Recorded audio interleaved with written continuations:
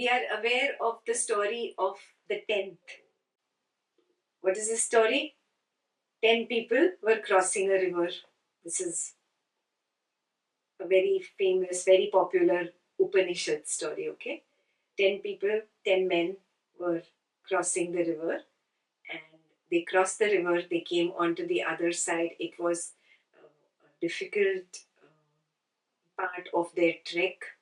So they were like tired, they came to the other side, and the main guy, he starts feeling that I think one of us is missing.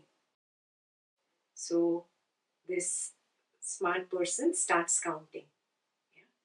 And he starts counting. He says, 1, 2, 3, 4, 5, 6, 7, 8, 9. Oh my God, the 10th is missing. The 10th is missing. We were 10 people when we started. The 10th is missing. 10th is missing. And then they are all shouting, crying. You know, when one person gets emotional, it's contagious. It spreads to all of them. Everybody's like, oh my God, the 10th is missing, 10th is missing. So a good Samaritan, he's crossing by. So he stops by and he says, whoa, what's going on? So he says, we were 10 of us on the other side of the river, and then now we crossed on this side, and now the 10th person went missing. I think he's drowned. Oh, it was all my idea to come on this trek. Oh, blah, blah, blah. I shouldn't have done this. Oh. So he was like, okay, 1 minute. Let me help you. So he says, he looks around and he's smart. He, even without counting, he gets it there, 10 people. So he says, okay, I'll help you. Why don't you start counting? So he says, okay, let's start. He starts 1. And he says, see, I'm counting loudly, okay? Pay attention. He's like, yeah, I'm paying attention. Go ahead. He starts.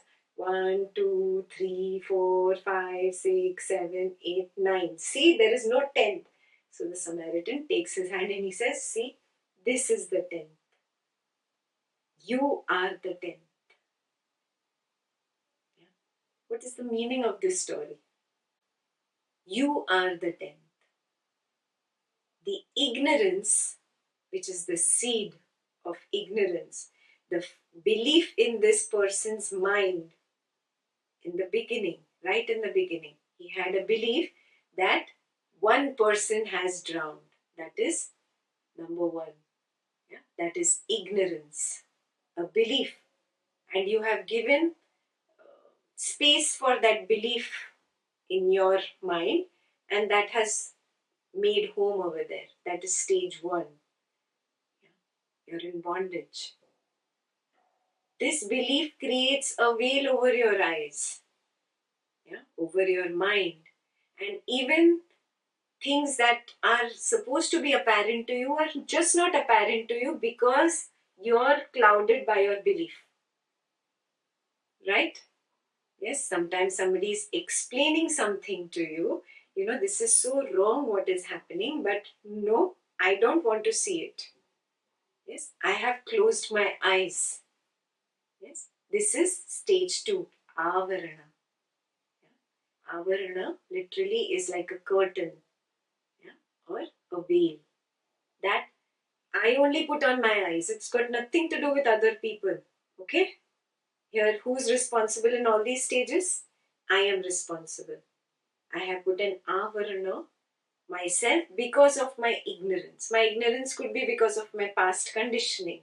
My ignorance could be because of my past habit patterns. My ignorance could be because I like something and I just want to hold on to that and I don't want to change it. Yeah? So I'm holding on to something even though something inside me knows it's not right. Yes, that is ignorance, and that ignorance of mine creates a veil that prevents me from seeing the truth. This is second stage. Third is Vikshepa. Now I start projecting, where he started crying, oh my God, the 10th man is lost, the 10th man is lost, he's drowned, we've lost him. This is projection. Yeah?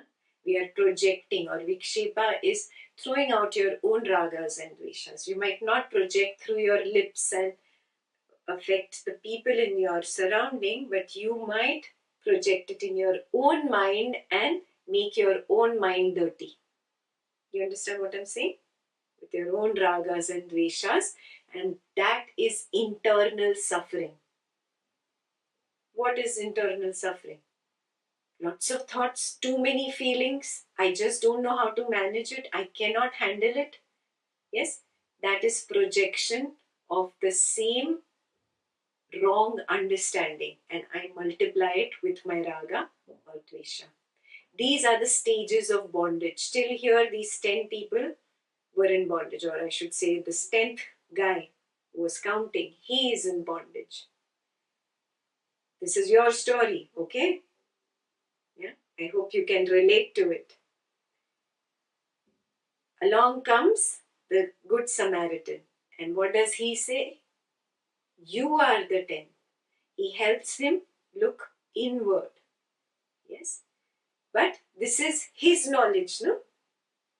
To begin with, this is his knowledge that I am the 10th. I have still not seen it. Yes, some of us on this spiritual path are stuck here. Yeah? Par means the other. Paroksha Gyan.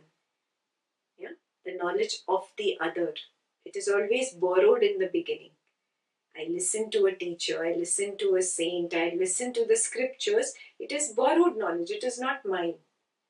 At this stage, I can make a very big mistake and stop progressing on the path. Because you say so, I believe it so. Good. Is there any chance for me to progress after that? No. Because with belief, it does not become my knowledge. Does it become my knowledge? No. Yeah. Your friend has come to visit you and you sit and have tea. You tell me on the phone. Okay. Your friend has come to visit you. You have sat down and had tea. Yeah. You've just told me that. Okay. That is a belief. It is not knowing. I do not really know whether there is truth in that story. It is not my experience of that situation. You are in your house with your friend. Do you understand what I am saying? I will have to experience something to move ahead on the path. Belief is a very big obstacle. Fake belief. Just because you say so, you are in a position of authority, so I believe it. Finished. You've ended your spiritual journey. Some people are stuck here 20 years, 30 years, 40 years. People kick the bucket at this point. Yeah? Because they do not move from indirect knowledge to direct knowledge, from paroksha jnana to aparoksha jnana. Yes, what happens on the path of Advaita? They directly start you with direct knowledge. You first recognize the knower. We'll talk ahead. What happens, why it happens. You first start with recognizing the knower. You recognize the knower. Now we can sit at the table and talk. Advaita directly brings you here. Direct knowledge. Even if you just get a glimpse, it is still whose glimpse? My glimpse. I saw it. Before I see the full movie, I always get to see the preview. This was the preview of the full movie. Super clear? Yeah?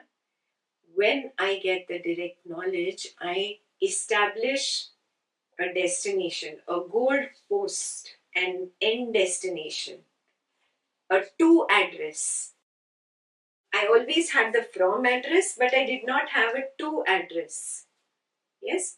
So whenever I put in my GPS, I knew where I'm beginning from, but I didn't know where I was going.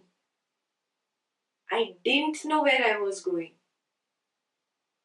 I did right, left, but still it is a blind path. I do not know a taste of the destination. On the path of Advaita, first you recognize the knower, so you get a glimpse of the destination. It's like before going for your vacation to the Himalayas, you saw the beautiful picture and you know the name of the destination. Yes? So you put Dauladhar ranges, Himalayas. Yes. Wherever you begin from, whether you're in Dehradun or you're somewhere in a village in Karnataka or in Mumbai, it doesn't matter. You know where to go, you will get there. But if you don't know your to address, you are just all over the place, and then while being all over the place, you get off track, you don't have interest, you get bored, you give in to the ego, you're lost in the world, you go back to ignorance. Yes, all these things were seen actually by Adi Shankara, and he put it down that these are the flaws that I notice amongst the ascetics and amongst the people who are walking the spiritual path. So we need to first bring direct knowledge.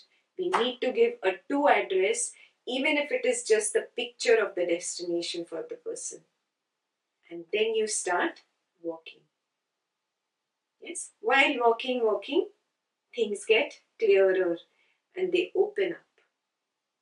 Yes, how will they open up? I know from, I know to. I know the taste. Yes, so it gives me a confidence that it is the truth and I can get there, because if I got a glimpse, I can get the full movie. The confidence becomes a self-propellant. It keeps propelling you in that direction. I will not call it faith. I'm not translating Shraddha to faith. I'm translating Shraddha to confidence. Are you getting this? And I got this confidence because I got a glimpse of the Lord. Yes? Now I start walking. And while walking, very clearly I understand the scripture, because it tells you that the ego has identified with the reflected consciousness. And you will start experiencing these words when you start working on yourself. And ego is nothing but this I thought. It comes up, it plays, it does its dance, again it goes, again it comes up. It is not a continuity. Oh, that which is not continuous is not really I, is not really I the knower. It's not the self. Yeah, it's not the consciousness. So this will start opening up. The more you practice, it opens up more and more and more. And finally, you stop giving so much power to the ego. That ends suffering. And you come to the next stage of the end of suffering. Yeah. After that, there is just contentment. You will still live in this body. You will still have the same mind. You will still have the same ego reflecting the same consciousness. But your knower will be very strong. Always there, in its position. Yeah? The knower will not lose itself in the ego anymore. It will be in attention.